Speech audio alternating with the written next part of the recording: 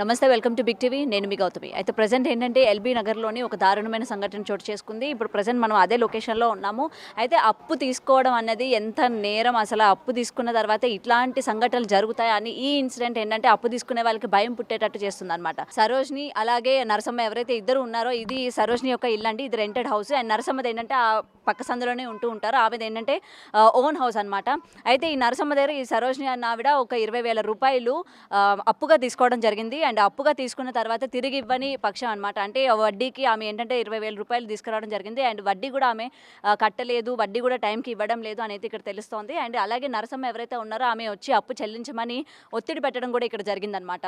అయితే సరోజ్ని ఎలాగైనా సరే ఆ డబ్బులు తిరిగి ఇవ్వాలి అని చెప్పి ఒత్తిడి చేసి అలాగే ఇంటి దగ్గరికి వచ్చి కొంచెం గొడవ కూడా పెట్టి వెళ్ళినట్టు మనకి అందుతున్న సమాచారం. అయితే దీనికి సంబంధించి ఆమె ఇలా గొడవ పెట్టింది, అప్పు తిరిగి ఇవ్వాలి అని చెప్పి ఎక్కువ ఒత్తిడి చేస్తుందని చెప్పి సరోజ్ని ఎవరైతే ఉన్నారో వెంటనే వెళ్ళి సుత్తితోని ఆమె మీద దాడి చేశారు. సో ఆమె నరసమ్మ ఎవరైతే ఉన్నారో దాడి చేసిన తర్వాత వెంటనే స్పాట్లో చనిపోయినట్టు కూడా తెలుస్తోంది. ఈ అంత ఇన్సిడెంట్ కూడా ఏంటంటే నైట్ జరిగింది. అసలు నిజాలు ఏంటి, అసలు ఏం జరిగింది, కేవలం అప్పు తీసుకున్నందుకే కారణమా, లేకపోతే ఇతర కారణాలు ఏమైనా ఉన్నాయి? ఇక్కడ కొంతమంది అయితే ఉన్నారు కాలనీ వాసులు, వాళ్ళతో మాట్లాడి తెలుసుకుందాం. యాక్చువల్లీ ఆమె చనిపోయిందని తెలిస్తేనే వచ్చా నేను. ఓకే. వచ్చి చూసరికి ఆమె అవతల గదిలో పడి ఉంది, చనిపోయి ఉంది. ఎవరు? నరసమ్మ.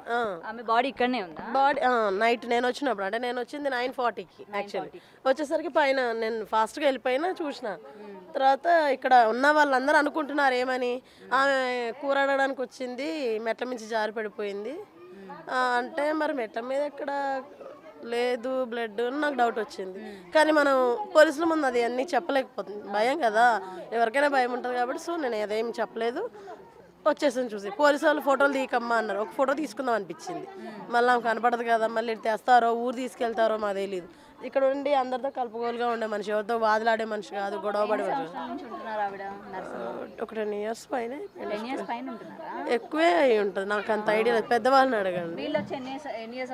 వాళ్ళు బతకడానికి వచ్చారండి పాపం, ఎప్పుడు వాళ్ళు కూలి పని చేసుకునే బతారు. ఇలాంటి ఒక దారుణం ఆమె చేసిందంటే నిజంగా ఎవరు కూడా నమ్మరు. చాలా నిన్న మొన్ననే ఆ పిల్లగాడు మా ఇంటికి గేట్ పెట్టాలి కొడుకు, ఆ పిల్లగాడు లేడు మా ఇంటి దగ్గర ఉన్నాడు ఈ ఇన్సిడెంట్ జరిగినప్పుడు.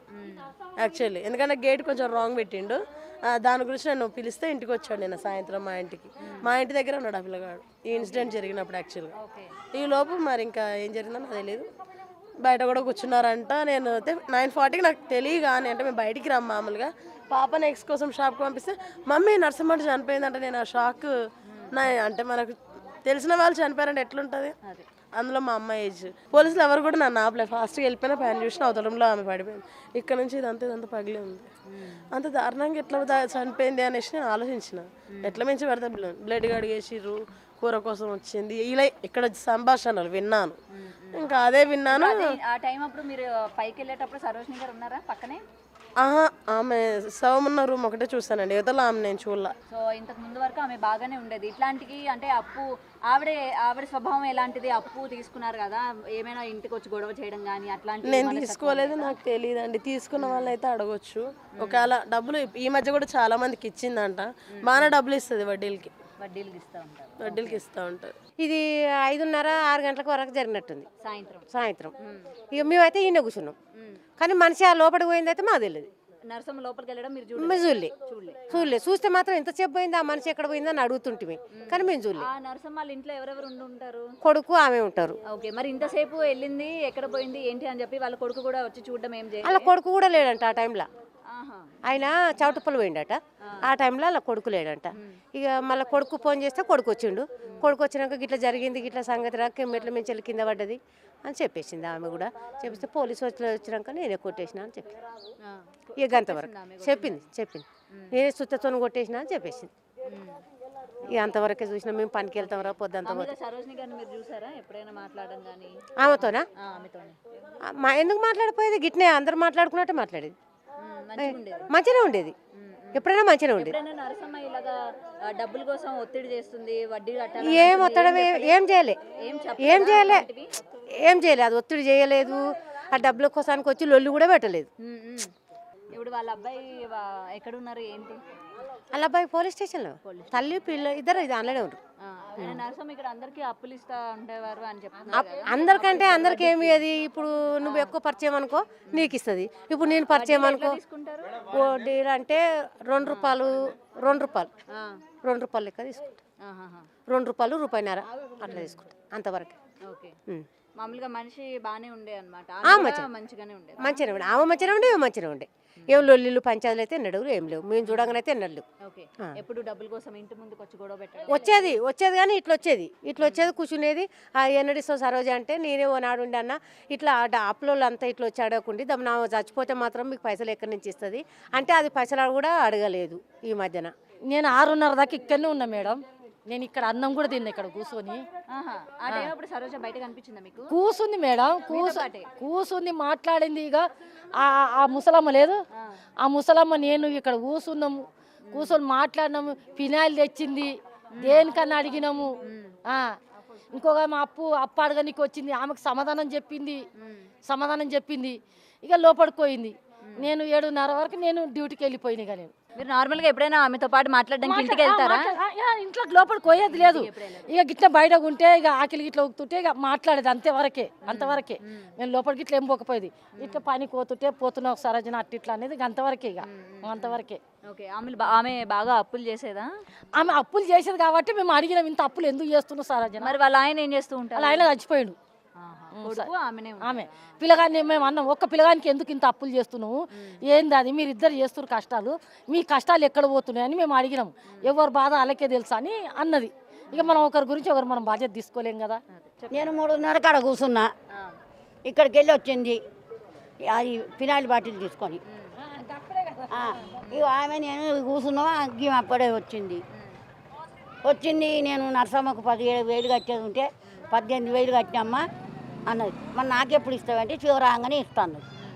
నాకు తెచ్చిచ్చినాక ఏమో ఇట్లా తిరుగుతున్నావు అంటే నేను కూర వండలేమో కొంచెమే గోకరకాయ వండినా ఆకలి అవుతుందని మీదికి పోయింది.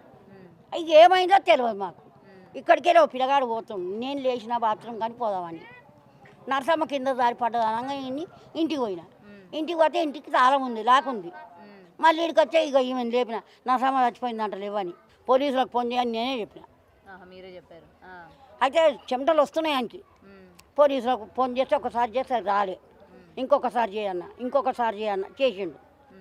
అది చేసినాక 1/2 గంటకు వచ్చారు వాళ్ళు. అంటే మొత్తం కూడా కాలనీ వాసులు చెప్తున్న మాటల్లో ఏంటంటే ఈ సరోజ్ని అలాగే నరసమ్మ ఎవరైతే ఉన్నారో వీళ్ళిద్దరు కూడా ఇక్కడే నివసిస్తూ ఉన్నారనమాట. ఈవిడ కూడా కొన్ని ఇయర్స్ నుంచి ఉంటున్నారు. అలాగే నరసమ్మ ఎవరైతే ఉన్నారో ఆవిడ ఓన్ హౌస్ ఉంటూ ఉన్నారు కదా. అయితే వీళ్ళిద్దరూ అప్పు తీసుకున్నది నిజమే. అండ్ నరసమ్మ ఎవరైతే ఉన్నారో అప్పులు ఇస్తూ ఉంటారంట వడ్డీకి. అండ్ ఆ వడ్డీ కూడా రీజనబుల్గానే ఉంటుంది, అంటే ₹1.5-2 ఇస్తూ ఉంటారని అయితే ఇక్కడ కాలనీ వాసులు చెప్తా ఉన్నారు.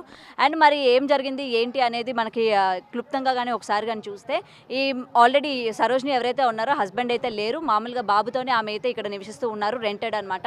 అండ్ సుత్తుతోని ఆమె నరసమ్మ తల అయితే బద్దలుకొట్టడం జరిగింది. అండ్ మొత్తం కూడా ఈ కొడుకు ఎవరైతే ఉన్నారో ఇప్పుడు మనం మాట్లాడాం కదా, వేరే పక్కింటి వాళ్ళ ఇంట్లోనే అబ్బాయి అయితే ఉండడం జరిగింది, వాళ్ళ ఫ్రెండ్స్ ఇల్లు అని చెప్పి వెళ్ళి. అండ్ ఇంటికి వచ్చి చూసేసరికి ఆ డెడ్ బాడీ ఉన్నసరికి పోలీసులకి ఇన్ఫార్మ్ చేయడం కూడా జరిగింది. ఆ అబ్బాయి వెంటనే పోలీసులు వచ్చి నిజాలు ఏంటి అని అడిగితే ఆమెనే సరోజ్ని ఒప్పుకోవడం జరిగిందనమాట. అవును నేనే చంపేశానని అయితే ఆమె నోటితో ఆమెనే ఒప్పుకున్నట్టు ఇక్కడ మనకి కాలనీ వాసులు అయితే చెప్తా ఉన్నారు. మరి ఏది ఏమైనా సరే అప్పు తీసుకున్న తర్వాత వీళ్ళు వడ్డీకి ఆమె ఏమైనా ఎక్కువ ఒత్తిడి చేసిందా, లేకపోతే ఈ మత్తులోని హత్య చేయాల్సి వచ్చిందా? సో ఇంతకీ నిజాలు ఏంటి, లేకపోతే వీళ్ళిద్దరూ ఏమైనా ఘర్షణ పడ్డారా, లేకపోతే వెనక ఏమైనా గొడవ పడ్డారా ఈ వడ్డీ కోసం అని చెప్పి కూడా తెలియాల్సి ఉంది. అయినా సరే ఎంత వడ్డీ ఇచ్చినా సరే, లేకపోతే అప్పు ఇచ్చినా సరే, ఎంత మత్తు తీసుకునే ఇట్లాంటి దారుణమైన సంఘటన ఎప్పుడు కూడా మేము చూడలేదు. అసలు సరోజ్ని కూడా అలాంటి వ్యక్తే కాదు, ఆమె నోటితో ఆమె చంపానని చెప్పినా సరే మేము నమ్మలేకపోతున్నామని అయితే కాలనీ వాసులు చెప్తున్నారు. అలాగే నరసమ్మ విషయానికి వచ్చేసరికి నరసమ్మ కూడా చాలా మంచిదని అయితే చెప్తూ ఉన్నారు. కెమెరామెన్ లక్ష్మణ్తో Gautami reporting, Hyderabad. For more videos like this, subscribe Big TV channel.